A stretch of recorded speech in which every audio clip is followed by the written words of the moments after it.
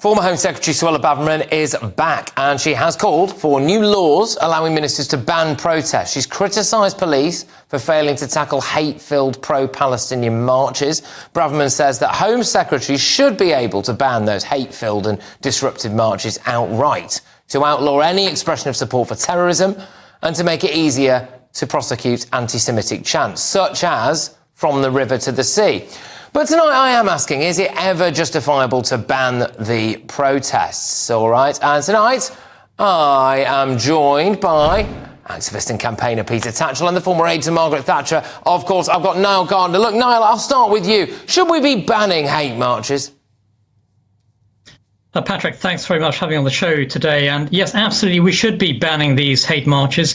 Suella Braverman is 100% right. These marches that we've seen by pro-Hamas mobs on the streets of London over the course of the last few months, absolutely unacceptable, really. These are hate marches filled with anti-Semitism, filled with menacing, threatening language towards Jews, support for genocide, support for terrorist organizations. These should not be allowed on the streets of London. This is not a free speech issue. This is a matter of dealing with pro-terrorist mobs and groups who pose a fundamental threat, I think, to British security, and their hate speech should not be tolerated on the streets of London. Peter, your views? Well, I can assure you that is absolutely factually incorrect. The pro-Palestinian marchers have called for a ceasefire and humanitarian aid to civilians in Gaza. They have not supported Hamas. They have not promoted terrorism. They have not said a single thing. They have not said a thing against Jewish people. People have been arrested for this. Sorry? Right? You cannot ignore this. I'm sorry. I am not... You started that by saying it's factually incorrect. OK? I'm not going to have you come here and lie. People have been arrested for showing support for Hamas, for flagrant anti-Semitism, for having things like swastikas in the Jewish colours and all of this. You have seen that. In fact, Peter, you've marched at these protests, haven't you? Absolutely. And out of the million-plus people who've been marching in the last few weeks, there have been a tiny number of people who have been rightfully arrested. But that is not a reason to say that the march is a hate march. They are not hate marches. They're for a ceasefire and civilian aid. So they just happen to attract hateful people, Peter? No, you cannot judge the whole marchers on the basis of what a tiny minority has done. Just because a handful of people drive cars recklessly, we don't demonise all car drivers. It's the same with this march. I have been on those marches. I've never seen it or heard a single person express support for Hamas or terrorism. If you've not seen or heard that, you must be blind and deaf. Your views on it. I haven't seen it, but I accept that there are a tiny minority who've done that. To that, because there's so much nonsense coming from Peter here. Completely divorced from reality. Frankly, I think, Peter, you're living in the twilight zone if you think that you're not witnessing huge amounts of hatred and anti-Semitism on the streets of London. There should be zero tolerance for this, actually. These are not friendly, peaceful marches. They are spreading hate, fear and intimidation, which is why so many British Jews are afraid to go into central London over the weekends, actually, in order to avoid these hate-filled mobs. So it's an appalling situation where you have the Cenotaph War Memorial being cordoned off in order to protect it from these violent, hate-filled protests. Churchill's statue has to be protected. This is a terrible state of affairs, unacceptable, and the British government should be dealing with this very, very severely. Peter, you're shaking your head there, but I mean, all of that has happened. I mean, it's absolutely factually untrue. The marchers never intended to do anything to the Cenotaph or the Churchill statue.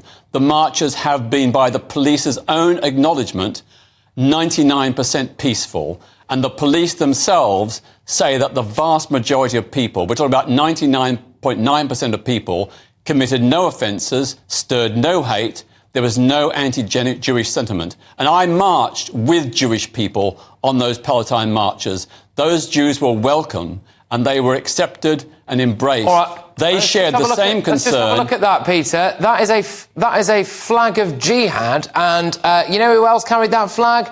Usman Khan, the bloke who was responsible for the Fishmongers Hall attack. So there you go. I agree. There were some instances. Excuse me, but Peter, they were tiny. Marching alongside them. Look at it. Free Palestine. Free Gaza. Oh, look at that. We'll just wander along with the bloke who's waving the flag of jihad, Peter. Those flags are wrong, but only a tiny number of people expressed or held them. How many flags of jihad, Peter, do you need before it becomes unacceptable to march at something? You cannot ban a whole march on the basis of the behaviour of a handful. Just one flag. If that was the case, we would have banned the suffragettes. We would have banned the Black Civil Rights Movement in America. That's ridiculous. Comparing these hate mobs to the suffragettes is just incredibly insulting towards the suffragettes, frankly. These Islamist mobs have no respect, of course, for the British people. They have no respect for British history, which is why you have to have these memorials protected from them. It's a damning indictment of what these marches are all about, actually, and they're fundamentally un-British, actually. They're anti-British. They should have no place in British society at all. Peter, can I just ask, if you wore that tie in Gaza, what would happen?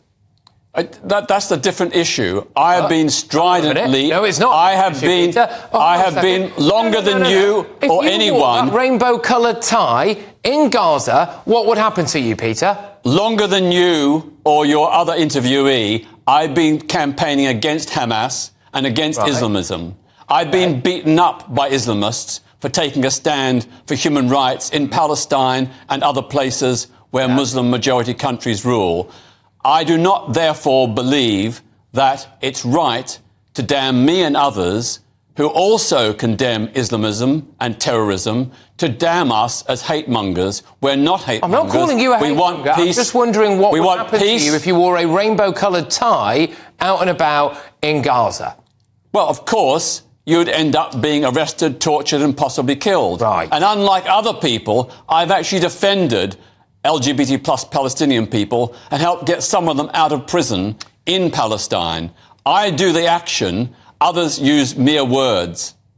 Right, OK. All right, Niall, I just do put it to you. If you're all for banning these marches, what happens when you want to take to the streets about something that you really care about and you feel passionately about, and then a serving Home Secretary at that time decides that they want to ban that? Presumably you'd be miffed. You just want to ban it because this is an issue that you don't agree with? This is not a free speech issue at all. It's about really individuals walking on the streets of London who are supporting terrorist movements, some of them calling for genocide.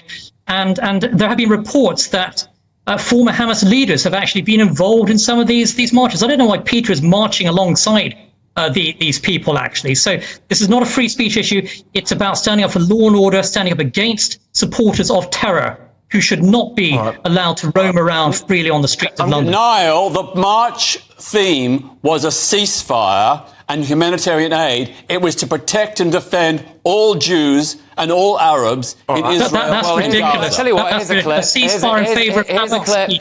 So the theme of this was, what was it? A ceasefire and to protect all Jews and everything. Let's just play the clip.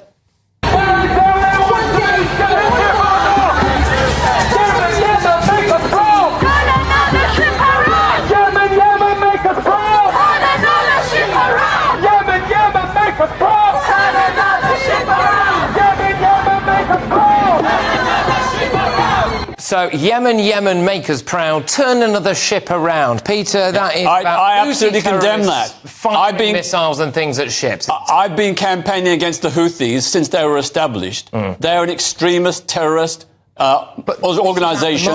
There's a threat, above all, to the people of Yemen. We must oppose the Houthis. But most people on that march had nothing to do with those kind of slogans and did not support them. Why are you taking part in those marches, Peter? Why on earth are you out there with them? These are supporters of terrorism who are supporting the enemies of the United Kingdom, frankly. Why are you out there marching alongside them?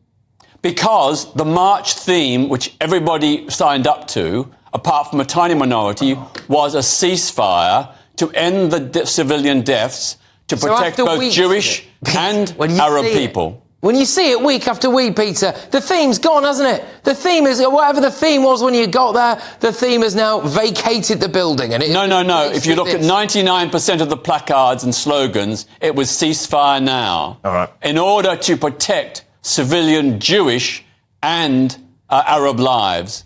All right. Both Peter, are you're completely in important. denial. We cannot condemn a protest on the basis of the bad behaviour of a minority. They are not representative. Go on now, final word. Yeah, I think that Peter's views here have no relation whatsoever to reality. We should all be condemning these hate marches on the streets of London. They're unacceptable.